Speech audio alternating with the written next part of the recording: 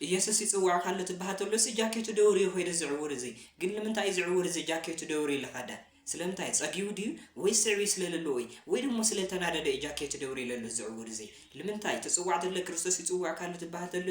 ሓደ አይነ ስውር ሓደ ዕውር ጃኬቱ ደውሪ ተኸተለት አይ ንዓቀት ድዩ ንምንታይ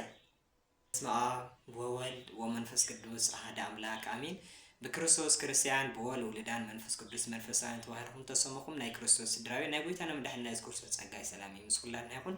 ሎማዓንቲ ደሞ ወንጌል ምዕራፍ 10 ቁጥር 50 እሱ ክዳኑ ደርቢ ይብል መን ይዙ ክዳኑ ደብረ ታዋይ ክዳኑ ደብረ ልብል ንሽተን ድህረ ባይታና ዝታሪክ ንሪእሞ ማርቆስ ወንጌል ምዕራፍ 10 ቁጥር 46 ታይብለና ኢየሱስ ንዕውር በርጠሚዮስ ሓምለሕወዮ ናው ኢያሪኮ ድማ አቱ ኢየሱስ አው ኢያሪኮ ምስ ደቀ መዛሙርቱን ምስ ብዙሕ ህዝብን ክወጽእ እንተሎ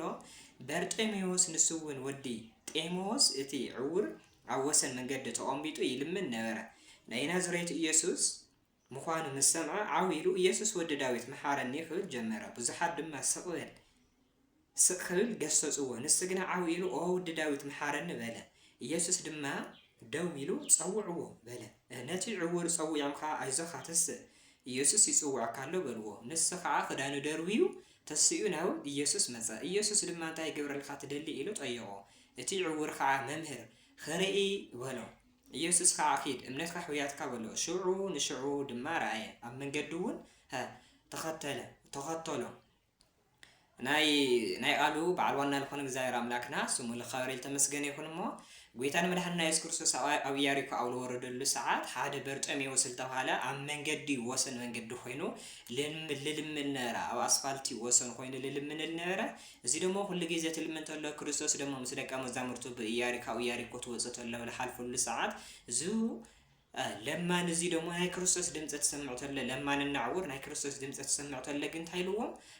ክርስቶስ ይሰምዓለኹ ስለዚ ወዲ ዳዊት መሓረኒ ላበለ ትጮኽተሎ ተእውተሎ ሰባት ግን ልምንታይ ኢኻ ተእዊ ኣይሰማዕካ ይስኻ ስቆል ላወሉ ኣረቤዛኻ ስቆል ኣይተጽመና ምናምን ላወሉ ስቕ ከብልዎ ትፍትን ተሎ እሱ ግን ብሓያል ድምጺ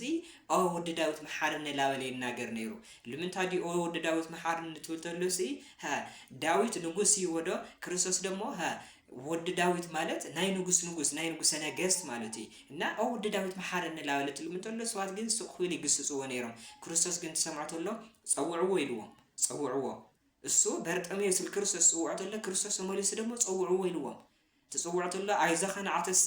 መጀመሪያ ስቆል ላውልዎ ነይሮም ድሓር ግን አይዛኻ ንዓተሰ ክርስቶስ ይጽዋዕ ካለ ኢሎሞ እሱ ደሞ ተላዒሉ ክዳኑ ደርበ ይብለና ክዳኑ እንታይ ገይርዎ ደርብይዎ። ልምንታይ ክዳኑ ደርብዩ ግን ካብኡ ላው ጌታ ኸይዱ ደሞ ጌታ ታይ ገብረልካ ትደሊ ኢልዎ መምህር ክርኢ ደሊ ኢልዎ። ጎይታ ደሞ እምነትካ ድሒንካ ኺድ ኢልዎ። ድሕሪኡ ንጎይታ ተኸቲልዎ ምስ ሰብኣተሎ ሽዑ ንሽዑ ንጎይታ ተኸቲልዎ ምስ ጎይታ ጉዕዞ ጀሚሩ። ካብዚ ታሪክ እዚ ንመሃሮ ዝዕውር እዚ ክዳኑ ትድብር ተሎ እንታይ ስለ ጸገበ ድዩ ብጸጋው ድዩ ልሳራሰሩ ለተሳራሲሩ ድዩ ክዳኑ ጃኬት ልድብርሎ ሃሞ ይኾነይ ብዘሻዓይቱ ኢል ነበረ ናይዞም ነገስታት ስርዓት ለማን ምዃንካ ትፍለጥ ሆንካ ናይ ለመንቲ ክዳን ዩኒፎርም ስለነበረ እዚ ዩኒፎርም እሱ ደውሪ ኢላ ክርስቶስ ልኸለሎ ኣነ ዝል ነበረኒ ናይ ኣረጊት ማንነቱ ስለ ይኾነላ ኣይለዋፀነሲ ክርስቶስ ክለውሰለኒ እዚ ማንነት እዚ ክሓድበኒ ኢሉ እዚ ናይ ለመንቲ ነበረ ዩኒፎርም እሱ እንታይ ገይርዎ ጸጥ ኣቢሉ ደውዩ ኣራጊፉ ላብ ክርስቶስ ስዒዎ። ክርስቶስ ንዓቱ ለተለ ትጽዋዕተሎ ድሕሪት ኣይገብረልካ ትደሊ ኢልዎ። ጎይታ መምህር ክርኢ ደሊ ኢልዎ። በርጤሜዎስ ማለት ብዕብራይስጥ በር ማለት ወዲ ማለት እዩ። ጤሜዎስ ማለት ደሞ ልረኸሰ ውላድ ማለት እዩ። ሰባት በርጤሜዎስ ኢሎም ዝጽውዑ ተለዉ ልረኸሰ ውላድ ላወሉ እዮም ዝጽውዕዎ ነይሮም። ነገር ግን ክርስቶስ ግን በርጤሜዎስ ኢሉ ይኾነ ይጽውዕዎ እንታይ ክገብረልካ ትደሊ ኢልዎ። ኣታ ናይ ሓጢኣት ዝወረሰካ ኢሉ ይኾነ ዝጽውዕ በርጤሜዎስ ብማለ ይኾነ ዝጽውዖ እንታይ ገብረልካ ትደሊ ኢሉ ክርስቶስ ጸውዕዎ። ጎይታ ክርኢ ደሊ ኢሉ ክርስቶስ ብዝለለና ናይ ሓጢ ማንነት ይኾነ ይጽዋዕና ክርስቶስ ለለና ብዙ ንሕና ለእግዚአብሔር አምላክ ለለና ናይ ውልድነት ጸጋ ብኡ እግዚአብሔር አምላክ ብዙ ዓይነ እዚ ኢሉ ርኤና ብዓይኑ ሕሮት ኢሉ ርኤና ብሓጢኣት ይኾነ ይወቂስዎ እንታይ ገብረልካ ትደሊ ኢልዎ። ድሕሪ ክርኢ ደሊ ኢሉ ኣይነውርህሉ ሰባት ትጽውዕ ተሎ ኣይትጽውዕ ኢሎም ትግስጽዎ ተሎ እሱ ግን ካብዞም ናዞም ሰባት ድምፂ ብላዕሊ ተቐውቶ ተሎ ክርስቶስ ሰሚዕዎ ድሕሪ ይጸውዕዎ ኢልዎም ክርስቶስ ጸውዕዎ እዛ ነብሲ እዚኣ ስለ ተድልዮ እዩ እና ክዳኑ ደውሪ ለክርስቶስ ተኸትልዎ ንሕና ደሞ ካውዝለሉና የናይ ኃጢአት ህይወት ዝናይ ኃጢአት ጨርቂ ደውሪና ለክርስቶስ ንኽተል ይግበና እግዚአብሔር አምላክ ተጽውዕና ተሎ እግዚአብሔር አምላክ በቃል ይጽውዕና ጸውዕዎ ኢሉ እግዚአብሔር አምላክ ዝጽውዕ ታይ በመምሃራን እዩ በመምሃራን ገይሩ ይጽውዕ ድሕሪ ይጽውዕዎ ትብሎ እንተሎ ጸዊዕሞ ክርስቶስ ይጽውዕ ካለና አይሎሞ ጽውዕዎ ተሎ ግን ክዳኑ ደውሪዩ ብጉያ ኺዱ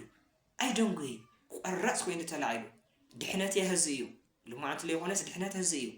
ዳስ ወይ ንሕና ድሕነ ቆራጻን ንኾንና ለቤተ ክርስቲያን ለምጻ ቆራጻን ንኾንና ክርስቶስ ብልተፈላለየ መገዲ ይጽውዕና ኣሎ ንሕና ግን ተላዕልና ንጎይ ይግበአና ለቤተ ክርስቲያን ንመጽ ይግበአና ካብ ኃጢአት ህይወት ንወጽ ይግበአና ክዳኑ ደውሪ ማለት ዝናይ ኃጢአት ማንነት እሱ ደውሪ ወራጊፉ ናይ ኃጢአት ማንነቱ ደውሪ ክርስቶስ ለዊሱ ማለት ዳስ ወይ ንሕና ደሞ ለቤተ ክርስቲያን ንመጽ ሰለና ክርስቶስ ንለውሰ ይግበአና ግብረ ጽድቅ ንላበስ ይግበአና ላው ክርስቶስ ንመጽ ይግበአና እግዚአብሔር አምላክ ታይገብሩልኩም ትደሊ ኢሉ ልንበል ለምንታይ ኃጢአተኛታት ሆንኩም ለምንታይ ኃጢአት ሰሪሕኩም ኢሉ እግዚአብሔር አምላክ ይግስጽ ግን ታይገብሩልኩም ትደሊ በርጤሜዎስ ብማለ ሆነ ይጸውዑ ታይገብረልካ ትደሊ ኢሉ እግዚአብሔር አምላክ ፈቃሪ እግዚአብሔር አምላክ ለካብድ አምላክ ይሆነ እግዚአብሔር አምላክ ልርዶይ እግዚአብሔር አምላክ ለጋናዝቢ ሰባት በኃጢአት ፈርድዎ ተለው በኃጢአት ከምክንያት ይኻስካ ዕውርኸን ካትወሊድ ካይሎም ትትርዎ ተለው ትቀልድዎ ተለው አይትጭህሎም ድምጽ ጸጥል ምንባል ትምክር ተለው ክርስቶስ ግን ጸዊዕዎ ንዓውሉ ወይልዎ ኣብ መንገዲ ኮይኑ ኢልምን ነይሩ ኣብ ወሰን መንገዲ ድሓር ግን ዓይኑ መስወሮ ለግን ለክርስቶስ ብማእኸል ተኸትልዎ ክርስቶስ ወሰነ ኾነ ይልኸል ክርስቶስ በማእኸል መንገዲ ይልኸል ኣሎ ስለዚ ካብዚ ናይ ወሰን መንገዲ ወፂ ህይወቱሽ ብቕጽበት ተቐይሩ ለክርስቶስ ተኸትልዎ ህይወትካ ብሓፂሩ ቀየር ይኽእል እዩ ክርስቶስ ጽዋዕካ ተሎ ሃሙ እዩ ክርስቶስ ጽዋዕካ ተሎ ብበረከት ይረትርፍፈካ እና ኣብ ወሰን መንገዲ ልልምን ልነበረ ህይወቱ ተቐይሩ ለዓይኑ በሪሁስ ለክርስቶስ ለመኸታል ወቂዑ ንሕና ደሞ ኣብ ኃጢአት መንገዲ ኸይንህሊ ኣብዚ ወሰን መንገዲ እዩ ነይሩ ዙ ለማንዚ ንሕና ደሞ ኣብ ናይ ኃጢአት ወሰን ኣብ ናይ ኃጢአት ጣፍ ንህሊ ንኽእል ኢና ግን እግዚአብሔር አምላክ ግን ጸውዕዎ ይብሎ ይጽውዕና ኣሎ ዳስ ወይ ኃጢአት ዘየራጊፍና ላብ ክርስቶስ ንምጻ ለቤት እግዚአብሔር ንምጻ ድሕሪ እግዚአብሔር አምላክ ንኽተሉ ሕግዘና እዩ ታይገብሩልኩም ትደሊ እዩ ክዳኑ ደውሪ ለክርስቶስ ተኸተሎ